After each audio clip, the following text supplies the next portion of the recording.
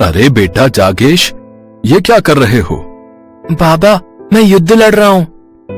युद्ध? पर किसके साथ? हमारे राज्य के दुश्मनों के साथ। अच्छा, और बिना तीर तलवारों और बिना सैनिकों के साथ युद्ध हो रहा है? नहीं पिताजी, ये आलू मेरी सेना है और प्याज दुश्मन की सेना है। पर तुम्हारी सेना तो काफी कम है।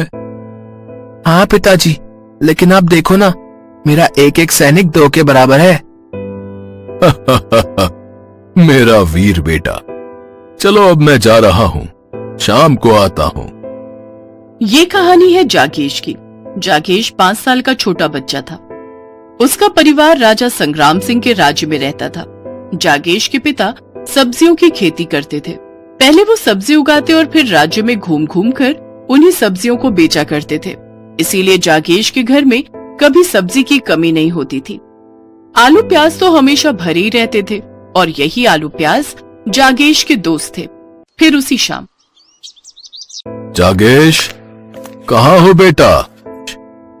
बाबा प्रणाम। प्रणाम। ये देखो, मैं तुम्हारे लिए क्या लाया हूँ।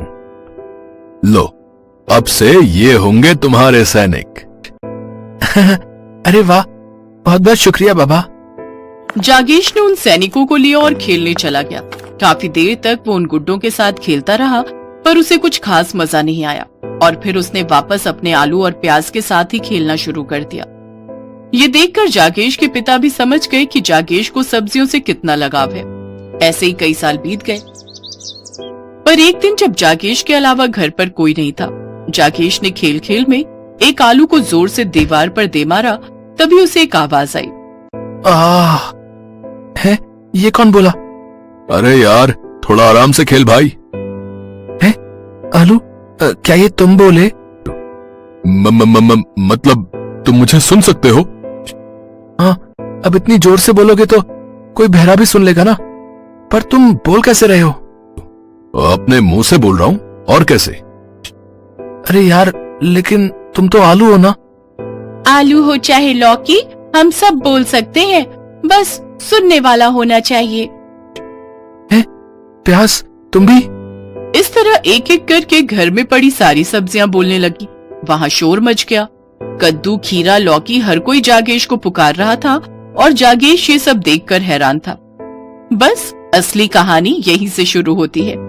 जागेश में गजब की शक्ति आ गई थी। वो सब्जियों से बात कर पा रहा था।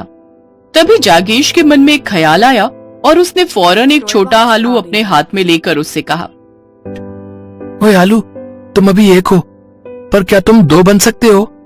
अगले ही पल जैसे ही जागेश ने अपनी मुट्ठी खोली तो उसमें एक जैसे दिखने वाले 2 आलू थे।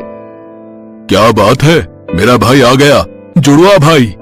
फिर जागेश ने एक प्याज से कहा, क्या तुम मेरी जितनी बड़ी हो सकती हो? बस इतनी सी बात, ये लो। इतना कहते ही प्याज का आकार बढ़ने लगा और वो जागेश से भी बड़ी हो गई। फिर उसने भिंडियों की तरफ देखकर कहा, भिंडियों, तुम वहाँ पड़ी पड़ी क्या देख रही हो? चलो एक काम करो, जरा मुझे दौड़कर दिखाओ। जागेश का इतना कहना था कि सारी भिंडियां झोपड़ी में इधर उधर भागने लगी। अब तो जागेश की खुशी का ठिकाना ही नहीं था। हालांकि इस जादू के बारे में उसने किसी को नहीं बताया और इसी तरह कई साल बीत गए। जागेश अब बड़ा हो गया था। उसके पिताजी का देहांत हो चुका था और उनकी जगह अब जागेश पूरे राज्य में घूम घूम कर सब्जियां बेचता था। एक शाम जब जागेश थका हुआ अपनी चारपाई पर लेटा था, तभी एक आलू आकर उसके पेट पर बैठ गया। क्या यार, सुस्त कहीं का, चलना खेलते हैं। नहीं भाई, मैं बहुत थक गया हूँ। अब तू भी सो जा, सुबह जल्दी चलना है। साप्ताहिक बाजार है तो देर नहीं होनी चाहिए। अगले दिन जल्दी उठकर जागेश बाजार में पहुंच गया। उस दिन लोग भर भर कर सब्जियां ले रहे थे। जागेश की भी अच्छी कमाई हुई, लेकिन तभी उसने 2 सैनिकों को आपस में बात करते हुए सुना। अरे जितना सब्जी अनाज लेना है ले लो, युद्ध शुरू होने वाला है, पता नहीं बाद में क्या मिले और क्या ना मिले। हाँ भाई, सही कह रहे हो।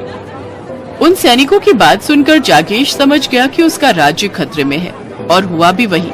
दुश्मन राज्य ने अंग्रेजों के साथ मिलकर राजा संग्राम सिंह के राज्य पर हमला कर दिया। लेकिन दिक्कत ये थी कि अंग्रेज अपने साथ बंदूकें और तोपें लेकर आए थे, जबकि संग्राम सिंह के सैनिकों के पास सिर्फ भाले और तलवारें थी। देखते ही देखते दुश्मन सेना संग्राम सिंह की सेना पर भारी पड़ने लगी। ये देखकर जागेश राजा से मिलने पहुंचा। महाराज की जय हो। हाँ बताओ, तुम मुझसे अकेले में क्यों मिलना चाहते थे? महाराज, आप अपनी सेना पीछे कर लीजिए, अब सब कुछ मैं संभाल लूंगा। वैसे भी हमारे बहुत से सैनिक शहीद हो चुके हैं। राजा संग्राम सिंह जागेश को ध्यान से देख रहे थे। असल में वो उसे पागल समझ रहे थे। तभी जागेश ने अपनी जेब से 2 आलू निकाले और उन्हें जमीन पर फेंक दिया। देखते ही देखते वो दोनों आलू जाबाज सिपाहियों में बदल गए और राजा की सुरक्षा में तैनात हो गए। इसके बाद जागेश अपनी सेना के साथ रणभूमि में गया, जहां हर तरफ गोलियां चल रही थी।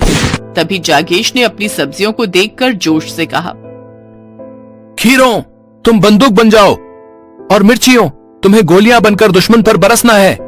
लौकी, जल्दी से तोप बन जाओ, और कद्दू, तुम तोप का गोला बनकर दुश्मन को तबाह कर दो। प्याज, तुम हथगोले बनकर दुश्मन सेना पर टूट पड़ो। अगले ही पल रणभूमि में हाहाकार मच गया।